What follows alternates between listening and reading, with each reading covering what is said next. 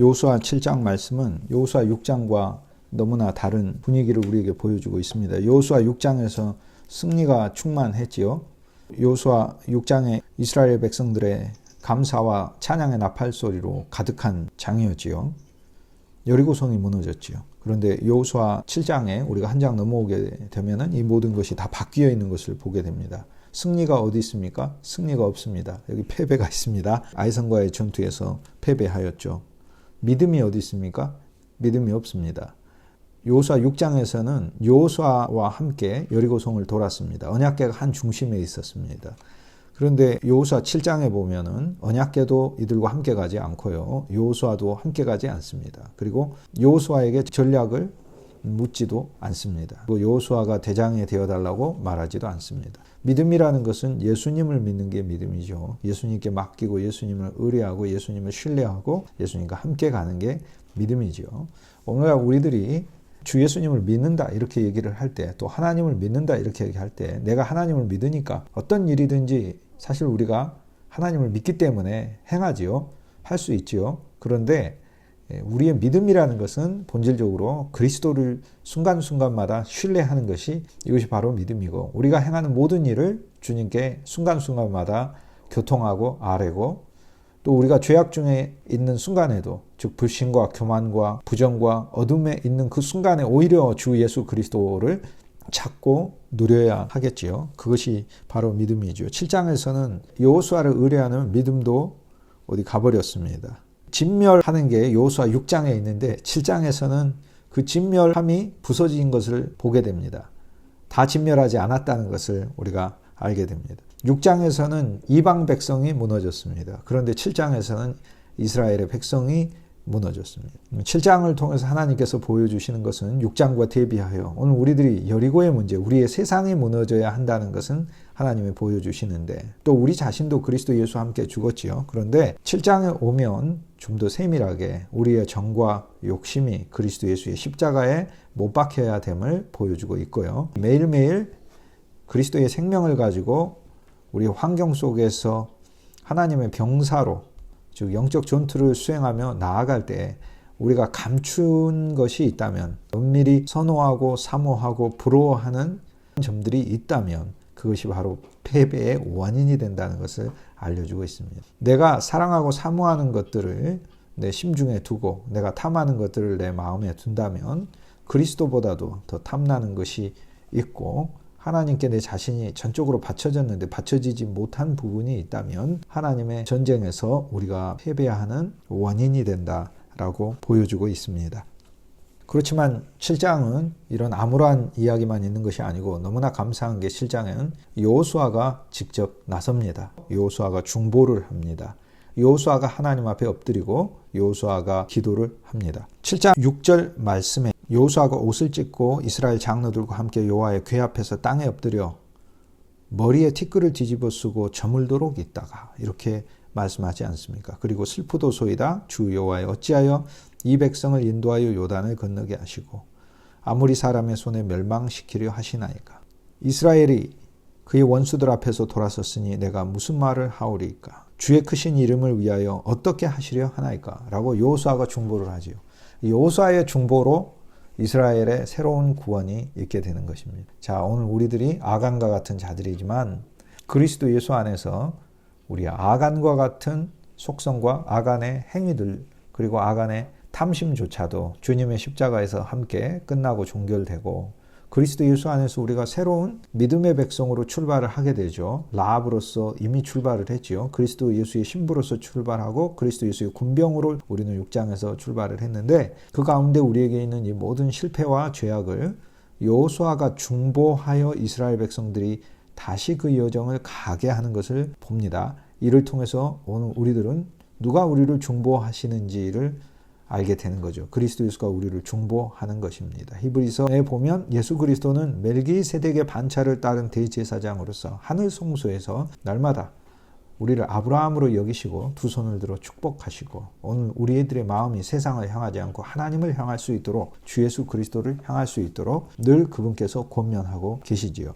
여호수아의 중보로 이스라엘 백성들이 새롭게 되게 됐다는 것, 이것이 놀라운 말씀이죠. 6절에 여호수아가 옷을 찢고 라는 그 말씀 속에 오늘 우리들은 무엇을 느낄 수 있습니까? 예수 그리스도께서 본래 하나님의 높은 곳에 계시는 영광과 권세의 옷을, 찬란한 옷을 입고 계시는 분이시잖아요. 그러나 그 옷을 찢고 이 땅에 오셔서 섬기는 옷을 입으셨고 노예의 옷을 입으셨고 그리고 십자가에서 심지어 그 옷조차도 벗겨지시고 찢기셨습니다. 옷이 나뉘어졌지 않습니까? 오늘 그리스도 예수의 그분의 고난과 그분의 비우심으로 우리들에게 구원이 있다는 것을 알게 됩니다.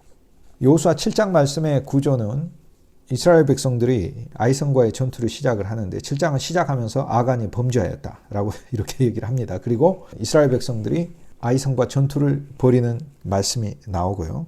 그리고는 그 전투에서 패배하지요. 그리고 이스라엘 백성들의 전투의 패배뿐만이 아니라 사상자까지 생겨나게 됩니다. 36명이나 죽게 됩니다. 그리고 이스라엘 백성들의 바로 이러한 실패를 놓고 여호수아가 하나님 앞에 중보하게 되지요. 그리고 하나님께서는 답을 주십니다. 아간의 죄 때문이라고 말씀을 하시고 그리고는 제비 뽑기를 해가지고 여호수아가 바로 아간을 뽑아냅니다. 아간을 심판하죠. 멸절하고 다시 이스라엘을 하나님의 백성으로 회복하는 이야기가 여호수아 7장 전반의 스토리입니다. 그런데 이 순서들을 보면 이것이 바로 우리가 그리스도 예수 안에서 영적으로 체험해야 될 부분들을 알려주고 있습니다. 1절에서 이스라엘 자손이 온전히 바친 물건으로 범죄했다라고 하잖아요. 하나님의 것이에요. 여리고에 있는 모든 것은 하나님의 것이에요. 하나님께 바쳐졌어요. 우리는 하나님께 바쳐진 게 세 종류가 있다는 것을 여호수아 6장에서 발견합니다. 하나님께 바칠 때 모두 진멸했다고 할 때 진멸을 세 가지로 하죠. 제일 첫 번째 칼날로 쳐서 남녀노소와 소양 나귀는 칼날로 쳤다. 그리고 두 번째 불살랐죠. 다 태워버렸죠. 세 번째 금은 동철은 여호와의 성전 안으로 옮겨왔죠. 성전 안으로 옮겨온 것, 이것도 진멸입니다. 진멸이 세 종류가 있죠. 칼날로 치고 불로 태우고 하나님의 성전에 가져가는 것, 이것이 바로 진멸인 것이죠. 하나님의 말씀의 칼로 우리의 삶의 모든 부분들을 하나하나 점거하는 것이 이것이 진멸이고, 성령의 불로, 하나님의 따뜻한 사랑의 불로 우리 삶의 모든 영역들을 다 태우는 것이, 그것이 하나님의 사랑과 긍휼 안에 있다는 것을 알고 하나님의 것임을 인정하는 것이, 이것이 바로 진멸이죠. 하나님의 것이에요. 우리가 생활하는 다 우리의 영역조차도, 저와 여러분이 앉아있는 의자조차도, 걸치고 있는 책상조차도, 읽고 있는 책조차도, 사용하고 있는 전화기조차도 하나님의 것이에요. 전부 다 하나님. 우리는 여호수아 6장을 건넜기 때문에 하나님의 것입니다. 만약 우리가 여호수아 6장을 건너지 않았다면, 여호수아 6장을 체험하지 않았다면 이건 내 것이다 이렇게 말할 수 있겠죠. 그러니까 하나님 것으로 올려진 것, 그리스도의 성령 안에서 영의 것이 된 것이죠. 영의 것. 이게 불로 태운 것 아닙니까? 그런데 여기서 하나님의 전에 바쳐졌다는 것은 이제 모든 우리의 소유가 금은 철, 동, 오늘 우리들에게 있는 귀한 것들이 은혜와 사랑과 생명과 지혜와 주님의 심판받은 모든 공로들이 우리들에게 역사해 우리들이 바로 건축의 재료가 되는 거, 하나님의 건축의 재료. 즉 오늘 우리들의 삶의 모든 부분이 새 예루살렘을 짓는 비전을 위한 것이라는 것을 볼 때 그게 진멸이다 라는 것을 알려주고 있습니다. 어쨌든 여리고에 있는 모든 것은 하나님께 바쳐졌는데, 병사들 중 한 명, 유다 지파 세라의 중손 삽디의 손자 갈미의 아들 아간이 요 앞에서 온전히 바친 물건을 가졌다라고 하는 것이죠. 자기 물건을 자기가 감춘 게 아니고 하나님께 바쳐진 것인데 하나님 것이죠. 원래는 여리고 사람들의 것이었죠. 그런데 하나님께서 진멸하라 하셨으므로, 하나님께 바쳐졌으므로 여리고 사람 것을 훔치고 하나님의 것을 훔친 것입니다. 7장에 처음 시작을 하면서 이스라엘의 내적인 죄가 무엇인지 보여주고 있죠. 이스라엘의 내적인 죄는 우리에게 숨겨진 죄들이 있습니다. 우리의 숨겨진 죄는 오늘 우리들이 주 예수님을 불신하는 그런 것만이 죄가 아니라, 로마서 14장 가장 마지막 말씀에 보면 믿음으로 말미암지 않는 모든 것이 죄니라 라는 그 단계까지 있습니다. 이제는 우리가 믿음으로 적용하지 않으면 모든 것이 죄예요. 선행을 행해도요, 믿음으로 선행하지 않으면 그 죄입니다. 왜요? 자기의를 쌓는 행위가 되기 때문에 그렇습니다. 우리는 선행을 할 때도 믿음 안에서 선행을 하는 것이지요. 하나님께 영광을 돌리기 위해 선행하는 것이고, 또 우리가 다른 사람을 도울 뿐만 아니라 주의 일을 행할 때도 자기의가 아니라 그리스도의 의의를 드러내기 위해서 하는 것이지요. 믿음으로 행할 때 또 하나님이 나에게 축복해 주시고 하나님이 갚아주신다는 믿음 안에서 이 일들을 행하는 것이에요. 아브라함의 믿음을 우리는 또한 갖고 있으니까 그렇지요. 또 노아의 믿음을 갖고 있기 때문에 내가 하는 모든 일들이 하나님의 전을 짓는 일이라는 믿음 안에서 할 때에 그것이 하나님께 의의가 되는 것이다 라는 거죠. 그러므로 믿음으로 행하지 않은 모든 것이 죄예요. 믿음 없이 밥 먹는 것도 죄 자체가 되는 거예요. 우리는 죄가 남과 싸운 것만 죄라고 생각하는데 믿음 없이 밥 먹는 것도 죄입니다. 하나님께 감사하는 마음 없이 밥 먹는 것도 죄라는 것을 알 수 있죠.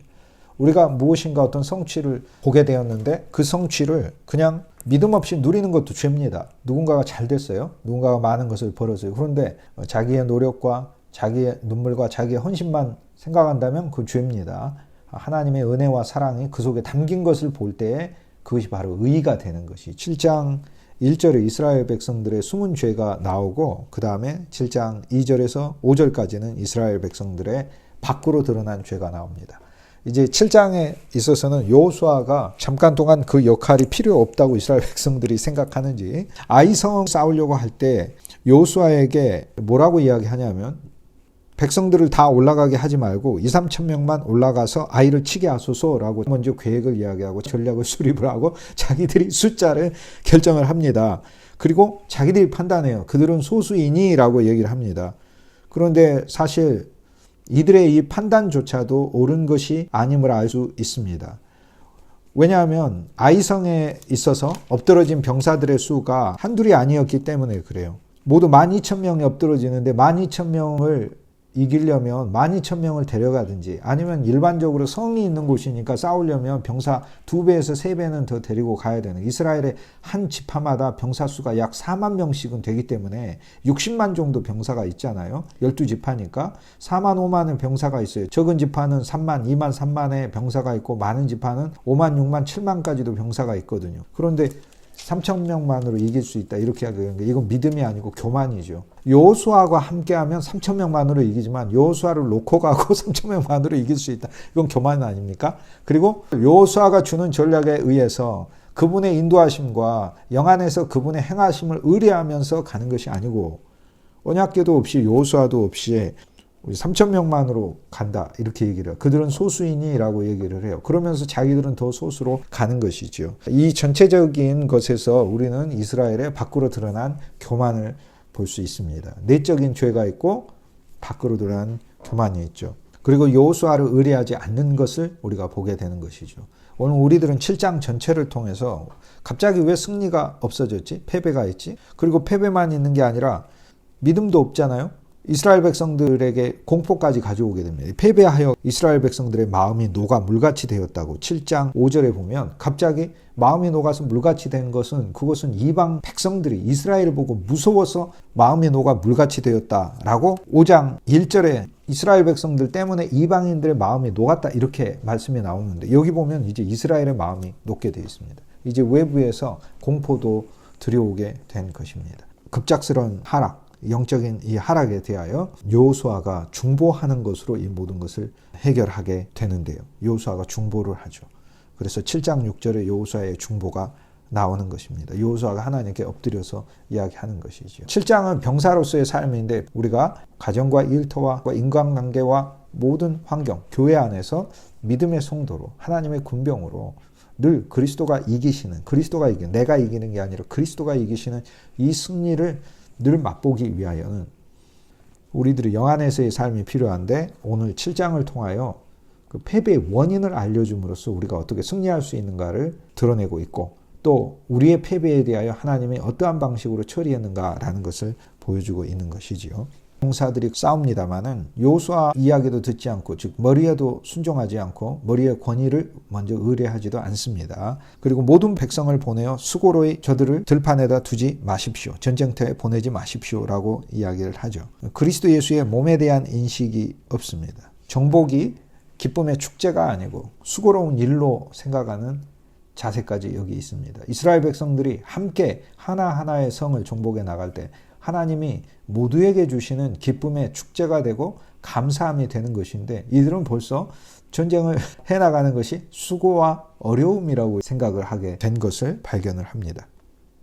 아이성은 결국에는 이스라엘 백성들이 그 다음 장에 승리 획득하게 되지만 7장 이 아이성의 전투에서 패배하는 것을 통하여 하나님께서는 오늘 우리들이 그리스도 아닌 요소들을 사랑하고 감추어둔 것이 바로 우리의 패배의 원인이다라는 것을 알려주고 있습니다. 오늘 우리 각자의 환경 속에 이러한 요소들이 있죠. 이러한 요소들을 하나님 앞에 내어놓는 것이, 그리고 자복하고 여호와 앞에 진열하는 것이 우리가 해야 될 일일 것입니다. 7장에는 성경에서 가장 많이 나오는 단어가 있습니다. 뽑혔다라는 단어가 제일 많이 나와요. 7장에는 뽑혔다라는 단어가 제일 많이 나와요.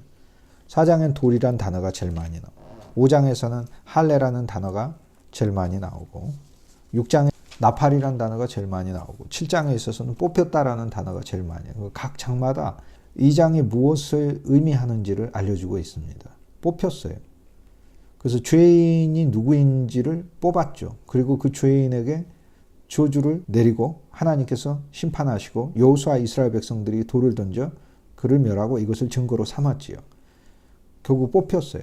뽑히다. 그런데 이 뽑힌다라는 말은 선택했다는 얘기 아닙니까? 그러니까 사실 하나님의 백성으로 우리가 선택함을 받았고, 그리고 동시에 우리의 모든 것이 하나님께 진멸되기로 선택을 받았다는 것을 오늘 여호수아 7장을 통해서 알려주고 있는 것입니다. 우리는 이방인에게 속한 것만 주목하였던 여호수아 6장에서 오늘 하나님의 백성이 된 우리 자신에게도 그리스도 아닌 요소들이 무엇이 남아있는가를 보게 하시는 것을 발견하게 됩니다. 여호수아의 중보가 등장하는 이 이야기에서 우리는 그리스도 예수의 우리를 위하신 우주적인 중보를 발견을 합니다. 예수님께서 고난을 받으심으로 오늘 우리들이 구원을 얻은 것 아닙니까? 이스라엘 백성들의 바로 새로운 회복이 주 예수님을 통하여 왔다는 사실이 너무나 감사하지요. 7장 6절에 보면 여호와의 궤 앞에서 땅에 엎드려 라고 이야기하며 매일매일 이 땅에 오셔서 중보하셨던 예수 그리스도의 기도의 모습을 우리가 알고 있고요. 저들의 죄를 용서하여 주옵소서 기도하였던 주님의 그 기도가 바로 7장 6절에서 우리가 발견하게 됩니다. 그리스도 예수는 이 땅에 오셔서 이미 여호수아의 저자이시고 여호수아의 이야기를 아시고 자기의 이름이 여호수아 예수라는 사실을 아시기 때문에 바로 이 여호수아의 일을 우리에게 행하신 것입니다. 성육신으로 이 땅에 오시며 하나님의 영광의 옷이 벗겨지셨고, 또 이 땅에서 노예로 섬기셨지만 심지어 노예의 옷조차도 주님께서는 발가 벗겨지시고 그리고 장사 지내지셨습니다. 머리이신 그리스도께서 티끌을 뒤집어 쓰셨어요. 티끌과 같은 우리들과 같은 존재가 되었죠. 이게 7장 6절에 보면 머리에 티끌을 뒤집어 쓰고 저물도록 있다가 라는 게 그분이 십자가에서 죽으심을 당하기까지 티끌과 같은 우리들의 수치를 감당하셨음을 보여주고 있습니다. 7장 7절에 슬프도소이다. 그분이 회개하셨어요. 오늘 우리들이 회개해서 구원받은 걸로 생각하는데, 물론 우리들의 회개를 하나님 기뻐하십니다.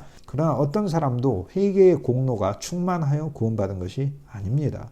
하나님은 우리의 회개가 부족한 것을 알지만 하나님께서 우리를 구원하여 주신 것입니다. 누가 자기가 온전히 철저히 회개하여 구원받았다고 말할 수 있고, 가증한 인간의 엄청난 엉뚱한 헛소리입니다. 어떤 사람도 자기의 죄를 철저히 온전히 다 기억하여 회개할 수가 없습니다. 인간의 마음은 그것이 아니고요. 우리가 그렇게 회개했다 할지라도 우리의 회개에 우주적인 어떤 한 분의 회개가 얹어진 것입니다. 우리가 요단강에서 세례를 1000번 만번을 받아도 아무 소용이 없습니다. 그곳에 그리스도가 오셔서 세례를 받으셔야, 그래야만 우리의 세례가 유효한 것입니다. 울어도 못합니다. 눈물 많이 흘려도 겁을 없게 못하고 죄를 씻지 못한다 라고 우리가 찬양 부르지 않습니다. 울어도 못해요. 1000번 만번 울어도 안 됩니다. 공포도 못 없애고 죄도 씻지 못합니다. 우리의 회개에 그리스도의 회개가 얹혀져서 하나님께서 우리를 구원하신 것입니다. 이게 얼마나 감사한 일입니까? 늘 찬송해야 할 일이 되겠지요. 7장 7절에 슬프도소이다. 주 여호와여 어찌하여 이 백성을 요단에서 인도하여 건너게 하시고 라고 이야기를 합니다. 우리를 아모리 사람의 손에서 넘겨 멸망시키려 하셨나이까. 예수 그리스도의 우리를 향하신 탄식의 중보, 하나님을 향한 탄식의 중보가 우리 안에 내주하시는 그리스도께서, 그리스도의 영이, 거룩한 영이, 성령이 로마서 8장에 보면 우리 영과 더불어 탄식한다라고 하나님께 탄원하고 있다는 거죠. 거기에 성령은 그리스도의 영을 가리킵니다. 그 영이 그분의 영으로 돼 있어요. 원문에 그분의 영이 우리의 영과 더불어 하나님께 탄원한다. 하나님, 우리가 한 몸입니다. 하나님, 우리가 하나님의 경륜을 이루게 하소서라고 그리스도의 영이 우리 안에서 중보하시고 하나님을 향해 탄원하고 있다라는 것을 알려주고 있습니다. 탄식한다는 게 그리스도의 영이 우리를 보면서 혀를 끌끌끌 찬다는 얘기가 절대 아닙니다. 그리스도의 영이 우리 편이 되어주셔서 하나님께 우리가 반드시 이 땅에 살면서 목적을 성취해야 하지 않겠습니까? 인간으로 와서 살면서 하나님이 주시는 행복과 기쁨 안에서 인생을 살면서 하나님의 영광을 마침내 드러내야 하지 않겠습니까? 라고 이 목적을 하나님이 이루셔야 하지 않겠습니까? 하나님이 이 세상에 보낸 이유가 뭡니까? 이 세상에 보내서 예수 믿게 하신 이유가 뭡니까? 예수 믿게 하시고 구원받게 하신 이유가 뭡니까? 구원받게 하시고 하나님이 소명을 주신 이유가 뭡니까? 소명을 주시고 하나님이 교회 안에 속하게 하신 이유가 뭡니까? 하나님이 믿음의 지도자로 세우신 이유가 무엇입니까? 라고 계속해서 여기 여호수아가 그렇게 이야기하듯이 우리 속에 내주하시는 그리스도께서 이렇게 말씀하시는 것입니다. 그분의 우리 안에서의 중보와 기도로 오늘 우리들에게 회복이 있는 것이지요. 얼마나 감사합니까? 온전히 바친 것 중에서 멸한 것 중에서 너희들이 일부를 훔쳤느니라 라고 여호수아에게 여호와께서 알려주십니다. 즉 우리 안에 계신 그리스도는 한 면에서 중보하시고 우리 안에 계신 그리스도는 영원하신 하나님이시기 때문에 그분은 동시에 우리에게 무엇이 숨겨져 있는지를 알려주시죠. 제비뽑기를 하는데요. 7장 1절에 보면 유다지파 세라의 증손 삽디의 손자 갈미의 아들 아간이다 이렇게 되어 있고 여기서 제비 뽑아가지고 즉 선택해가지고 요 앞에 뽑힌 그 가문을 하나님께서 진멸하라 이렇게 말씀하셨잖아요.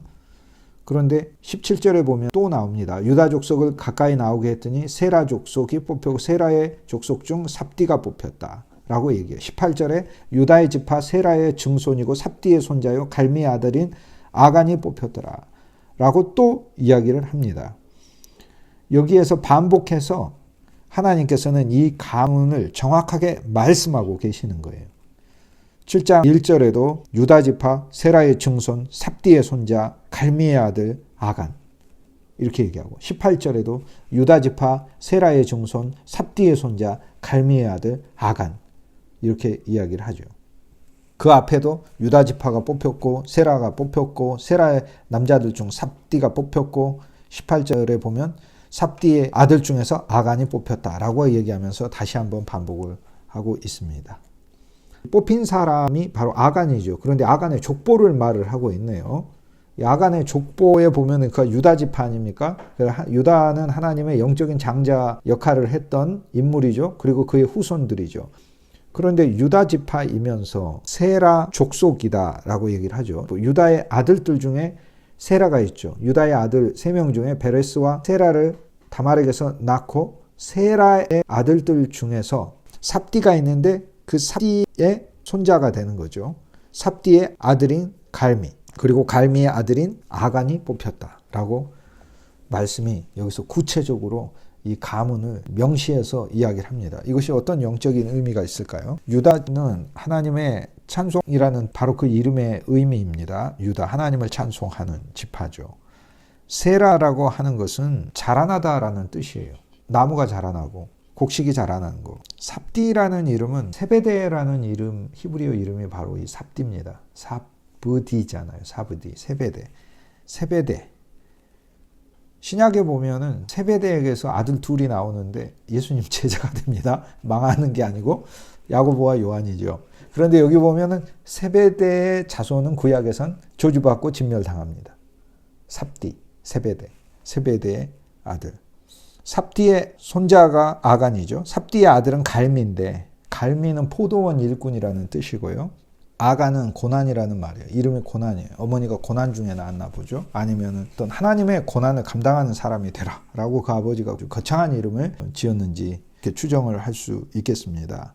그런데 오늘 이 한 명이 죽음으로 이스라엘 백성들의 진멸을 막을 수 있었죠.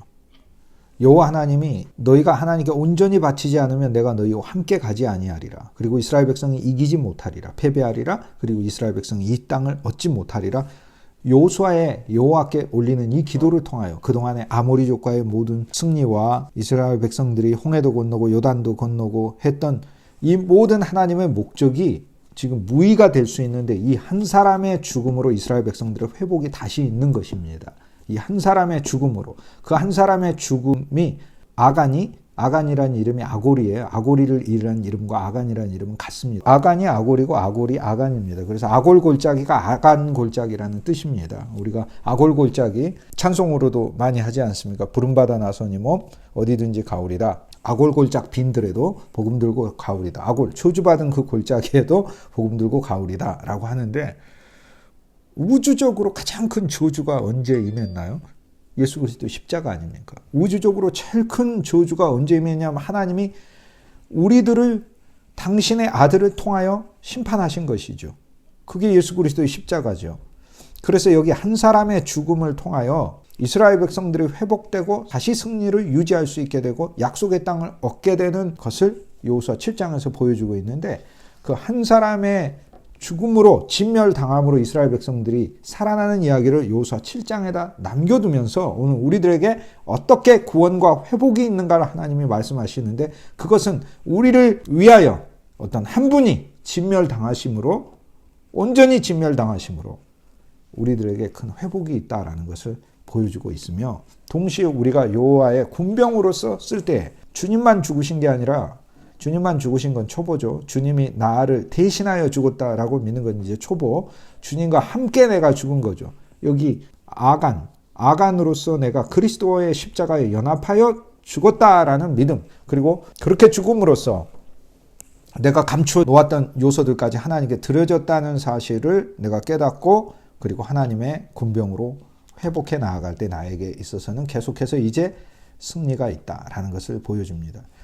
6장 이후로는 정복의 이야기인데, 7장은 진짜 이스라엘 백성들이 그 마음속에 감춘 것, 그들의 장막 속에 감춘 것, 그들의 내적인 저 심령에 깊이 있는 것까지도 하나님이 정복하시는 것을 보여주고 있습니다. 즉 하나님은 외적인 것만 정복하는 게 아니라 우리 안에 있는 가장 깊은 것까지 정복을 하죠. 그렇다면 구약에는 아간이란 사람이 죽음으로 이스라엘 백성들이 구원을 얻었다면, 이것은 결국 무엇을 나타내고 있을까요? 우리가 아간이지만 이 아간인 우리의 자리에 와서 어떤 한 분이 아간의 역할을 맡아서 죽으심으로 우리에게 구원이 있을 것을 알려주고 있습니다. 그러므로 여기 있는 아간의 조상들의 이름은 다 그리스도 예수 한 분 안에서 성취되는 것입니다. 그러므로 그리스도 예수는 유다 지파이고요. 다말에게서 베레스와 세라를 낳았는데, 베레스는 헤스론을 낳았죠. 그런데 남아있던 이 세라, 이 지도자를 통해서 하나님께서는 잘하다, 나오다라는 것을 알려주면서 우리에게 도저히 구원의 희망이 없지만 이 땅에 하나님께서 구원이 자라나도록 하셨잖아요. 베들레헴에 오셔서 태어나시고 나사렛에서 자라나심으로 오늘 우리들에게 구주가 되신 분이 오셨다는 걸 보여주고 있고, 삽디, 세베대, 주다라는 뜻이에요. 그냥 선물로 주고 나눠주다라는 주다가 세베대의 아들이 주는 사람의 아들이라는 뜻이죠. 주는 사람의 아들이 하나님이 공급하심이라는 뜻 아닙니까? 그러면 삽디의 손자죠. 근데 히브리어에서는 전부 다 아들이라는 단어들로 사실 통칭돼요. 고조 할아버지의 손자도 그냥 고조 할아버지의 아들인 거고, 중조 할아버지의 손자도 아들인 것입니다. 같은 아들이라는 단어로 쓰니까요. 삽디, 주는 자가 이 세상에 되셔서 오신 분이 바로 예수 그리스도시죠. 모든 것을 주셨잖아요. 우리를 위해 다 주셨잖아요. 목숨도 우리를 버리신 게 아니고 목숨을 우리 것으로 주셔서 우리 목숨으로서 그분이 죽으신 거고, 목숨을 하나님께 건네드린 거죠. 예수님 버리신 거 하나도 없습니다. 예수님께는 버릴 것도 없어요. 예수님 버리신 게 아니에요. 하나님께 건네드린 것입니다. 우리들에게 건네주고 우리가 그를 죽임으로 하나님께 드려짐이 되었어요.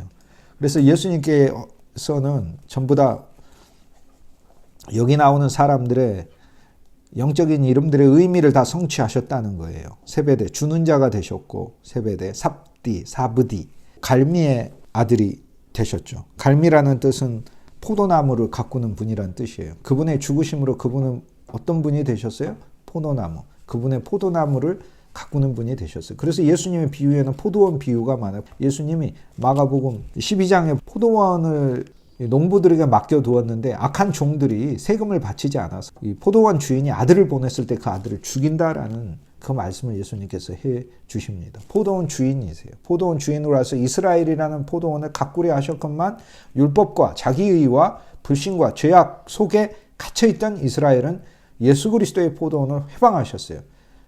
그 죄까지도 주님께서 십자가에서 죽으셨고 부활하셔서 그분은 새로운 포도원을 짓기 시작하셨어요. 영안에서. 그리고 우주적인 이 포도원이 지금 확장되고 있는 것이죠. 그래서 갈미라는 이름은 포도원 농부라는 뜻이에요. 포도원 농부, 포도원 주인이라는 뜻이죠. 예수 그리스도시죠. 그리고 아간이 뽑혔더라. 아간은 고통이라는 단어입니다. 고통. 아간, 아골골짜기, 고통골짜기. 눈물골짜기죠. 그러니까 아간이 죽은 자리가 고통골짜기, 눈물골짜기죠. 아간을 데려다가 전부 다 돌로 쳐서 죽이지 않습니까? 예수 그리스도께서 감람산에서 기도하실 때 어디로 가셨죠? 돌 맞을 자리로 가셔서 기도하셨다라고 누가복음 22장 41절에 나와 있습니다. 그들을 떠나 돌 던질 만큼, 돌 던진 자리, 돌 맞을 자리, 돌의 자리에 성경 원문으로 하자면 돌 던지는 거리 자리로 가서 그리스도께서 우주적으로 우리가 돌 맞아 죽어야 될 모든 죄들을 다 짊어지실 그 자리로 가서 주님이 죽으신 거죠. 심지어 자녀들이 부모에게 불순종하는 것도 돌로 쳐서 죽일지니라 해서 죽임을 당해야 되는데 그런 자녀들은 돌로 쳐서 죽여야 되죠. 근데 어떤 돌로 쳐야 됩니까? 그리스도라는 돌로 쳐야지 세상에 돌로 쳐서 죽이는 게 아니고요. 그리스도라는 돌로 쳐서 그의 옛사람이 죽게 하고 주님과 함께 죽게 하고 즉 그리스도의 죽음을 그의 인생 전체에 적용되게 하고 예수님 안에 새로운 생명이 될 때 우리가 진정한 효자가 될 수 있는 거죠. 그렇지 않으면 옛 본성은 언제나 부모를 무시하고 부모에게 대하여 함부로 대하고 핍박하는 그릇된 자가 되어 있습니다. 우리 안에 생명이 충만해야 우리도 진정한 효자가 될 수 있는 것입니다. 돌무더기를 그에게 크게 쌓았다라고 해서 그리스도 예수께서는 우리가 저주받아 돌 맞아 죽어야 될 모든 그 죄와 형벌을 다 담당하셔서 죽으신 것 아닙니까? 누가복음 22장 41절에 돌 던지는 자리, 돌 맞아 죽을 자리에 가서 그리스도께서 무릎을 꿇고 기도하시고 바로 이어서 올린 기도가 뭐냐면 아버지 할 수만 있거든 이 잔을 내게서 건너가게 하옵소서라고 기도를 하죠. 이 기도가 이미 제가 누가복음 22장 다룰 때 말씀드렸듯이 예수님께서 이 잔이 지나가게 해달라는 이 잔은 무슨 하나님의 진노의 잔 아닙니까? 온 인류에게 하나님의 진노의 잔은요 지금 퍼부어지게 돼 있어요. 왜냐하면 예수님을 못 박으려고 하고 있잖아요. 예수님을 지금 죽이려고 하고 있잖아요. 그런데 하나님 입장에선 아니 우리를 위하여 아들을 보내가지고 기적도 행하시고 배고픈 자도 먹이시고 하는데 이 아들을 죽여버리니 하나님의 분노는 극심할 수밖에 없는 거죠. 예수 그리스도를 십자가에 못 박으면 바로 그날 세상이 끝나는 엄청난 재앙이 온다 하더라도 하등에 하나도 이상할 것이 없는 거예요. 인간이 어마어마한 범죄를 지금 앞두고 있으니까 인간이 자기 죄 때문에도 끔찍한 죄가 있지만 온 인류가 지었던 모든 죄를 합친 것보다 더 큰 죄가 바로 그 아들 예수 그리스도를 하나님이 사랑의 징표로 기적을 행하시고 회복시키시는 분으로 보냈는데 그리스도를 십자가에 못 박은 그 죄보다도 더 큰 죄가 어디가 있단 말이에요. 없습니다. 이런 죄가. 그거 하나만으로 하나님은 온 인류를 지금 당장 멸망시켜도 하나 이상할 게 없는 거죠. 지금 하나님의 진노의 잔이 인간들에게 퍼부어지고 있지 않습니까? 그래서 예수님께서 그 잔이 지나가게 해달라고 기도하시는 거예요. 인간의 자리에 오셔서 저주받을 자리에 오셔서 인간에게 내리는 하나님의 저주와 진노와 형벌의 영원한 심판의 잔이 지나가게 해 주십시오라고 기도를 하는데 그 잔이 지나가려면 그 잔을 마셔야만 하는 거죠. 누가? 마셔야 하는 거죠. 그냥은 안 되죠. 그래서 우리 인간에게서 잔이 지나가기 위해 유월절처럼 하나님의 진노의 천사가 지나가듯이 그렇게 지나가게 하기 위하여 그분이 반드시 마셔야만 지나가는 것이 되는 거죠. 그래서 예수님의 기도는 이 잔이 지나가게 하옵소서 기도는 자신이 안 마시겠다는 게 아니라 인간들에게 내리는 하나님의 심판의 잔이 지나가게 해 주십시오라고 기도를 하고 그 방법은 아버지의 뜻인데 아버지의 뜻은 예수 그리스도 자신이 그 잔을 마시는 것이 되는 것입니다. 그러므로 주님께서 아골골짜기에 가서 돌로 쳐서 죽임을 당하시는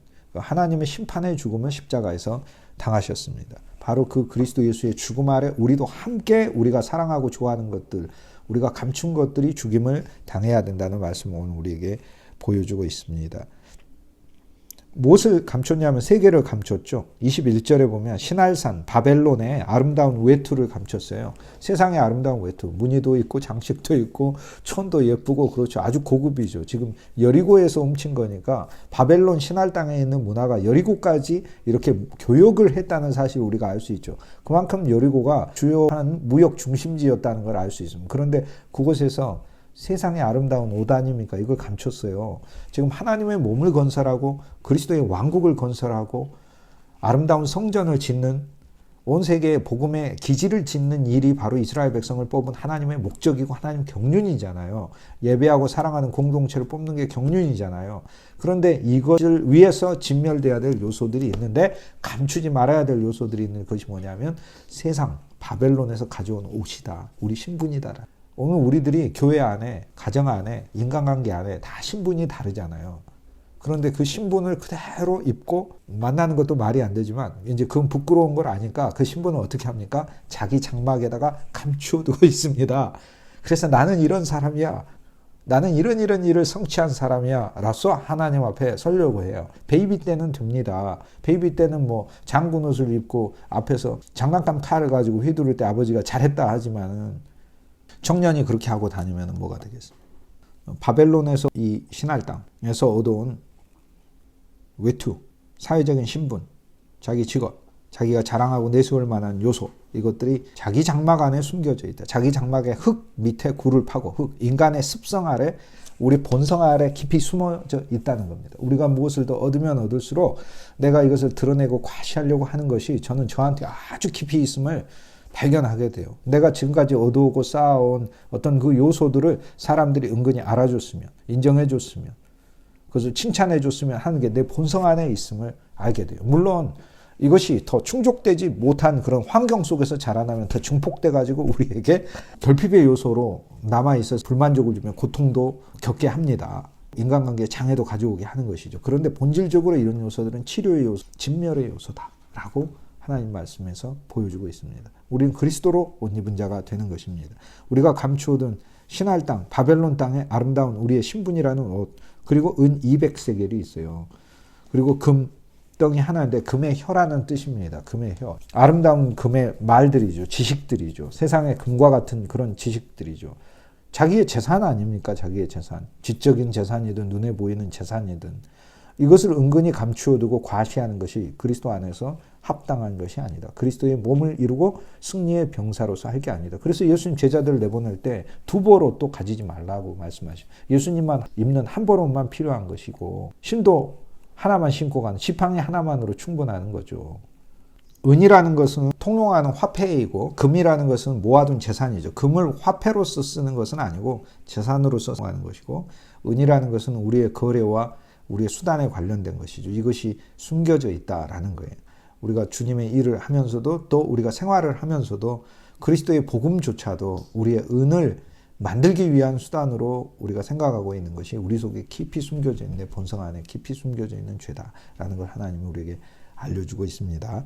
오늘 우리들이 금덩이, 나의 재산조차도 그곳에서 이것은 내 것이야 라고, 실은 여리고에서 이미 그리스도께 바쳐진 것이거든요. 그런데 오늘 이것이 우리 것이다 라고만 생각하고 생활하는 것이 이게 하나님께서 오늘 병사들의 실패다라는 것을 알려주고 있습니다. 그러나 그리스도와 함께 역시 십자가로 다 가져가진 것입니다. 그리고 십자가를 통과한 것이고 모든 것은 하나님의 소유임을 우리가 늘 인정하고 이것을 찬송하고 감사하며 살 때 그것이 바로 병사의 삶으로서 합당한 것이 되겠죠. 26절에 보면 돌 무더기를 큰 돌덩이로 쌓았다 해서 그리스도만 죽으신 것을 보지 말고 그리스도와 함께 우리도 그리스도 그분이 돌이 되셔서, 앞에는 돌칼로 할례를 받았지만 여기에서는 돌무더기로, 돌칼의 할례만이 아니라 돌무더기로 우리 마음의 할례가 앞장에서 5장에서 있었다면, 그리고 7장에서는 돌로 지은 성이 무너졌다면, 6장에서는 돌로 지은 성이 무너졌다면, 7장에 있어서는, 여호수아 7장에 있어서는 돌무더기가 그리스도 예수, 큰 돌들이, 그분의 말씀의 돌들이 바로 우리들 위에 무너져서 우리들의 옛것이, 숨은 것들이 끝나야 됨을 알려주고 있습니다. 이미 끝났습니다. 그러나 시간 안에서 하나님께서 여러 과정을 통해서 우리에게 적용하실 때 우리는 아멘 하면서 이것을 받아들이는 것이죠. 오늘날까지 그곳 이름을 아골골짜기, 고통골짜기라고 부르더라. 이것이 어디예요? 십자가죠. 십자가죠. 고통의 골짜기. 우주적인 고통의 골짜기에 모든 것이 다 끝났습니다. 예수님께서 아골골짜기에서 고난을 받으셨기 때문에 이사야 53장 10절에 여호와께서 그에게 상함 받게 하시기를 원하시고 질고 당하게 하셨은즉 그의 영혼을, 그리스도의 영혼을 속건 제물로, 우리가 하나님께 드려야 될 속건 제물로 드리면 그가 씨를 보게 되고 우리가 새로운 생명을 얻게 되고 그의 날은 길 것이고 우리가 하나님의 은혜와 사랑 안에서 행복의 삶을 살 것이요 또 그의 손으로 여호와께서 기뻐하시는 뜻을 성취하리로다 라고 그리스도 예수, 아골골짜기에서 죽으신 그의 죽음 아래 우리의 모든 것이 담겨야 될 것을 말씀하고 있습니다. 이사야 53장 11절에 그가 자기 영혼에 수고한 것을 보고 만족하게 여길 것이라 나의 의로운 종이 자기 지식으로 많은 사람을 의롭게 하여 그들의 죄악을 친히 담당하리라 라고 하나님께서 그리스도 예수께 모든 걸 담당한 것을 보여주고 있습니다. 오늘 우리들의 회복은 무엇으로 있습니까? 예수 그리스도의 죽으심과 묻히심과 다시 살아나심으로 우리의 회복이 있는 것입니다. 그곳 이름을 오늘까지라고 하는데 오늘까지가 언제죠? 오늘까지가 문자적으로 하면 여호수아서가 쓰여질 때, 즉 여호수아가 이 말씀을 쓸 때까지 여전히 그의 지역의 이름, 아골 골짜기의 이름이, 아간이 죽었던 아간 골짜기의 이름이 그렇게 사람들에게 불려진다는데 이게 영적으로 오늘은 어디예요? 우리 지금이죠. 지금까지 예수 그리스도의 십자가가 오늘 우리들에게 날마다 우리가 사모하고 좋아하는 것들, 우리가 세상에서 그리스도께 이제 온전히 드려진 것인데 우리 것으로 감추어진 그것들이 예수의 십자가 안에서 종결되었음을 알려주고 있죠. 흙 속에 굴을 파고 우리의 흙이라고 하는 본성 속에 아주 깊은 곳에 스며져 있는 바로 이 세 가지 문제, 신분의 문제, 명예의 문제, 은혜의 문제, 거래하고 장사하는 이득의 문제인 것이죠. 그리고 금의 문제, 재물을 사랑하고 이것이 목적이 되어 있는 이 문제, 이것을 예수님께서 처리하셔서 우리로 하여금 군병이 되게 하신 사건을 여호수아 7장에서 보게 됩니다. 이제 이 전쟁은 이방인만을 위한 전쟁이 아님을 하나님이 알려주고 계시죠. 이스라엘 백성들을 정결하게 하는 전쟁이고 병사들이 하나님께 바쳐졌기 때문에 그렇습니다.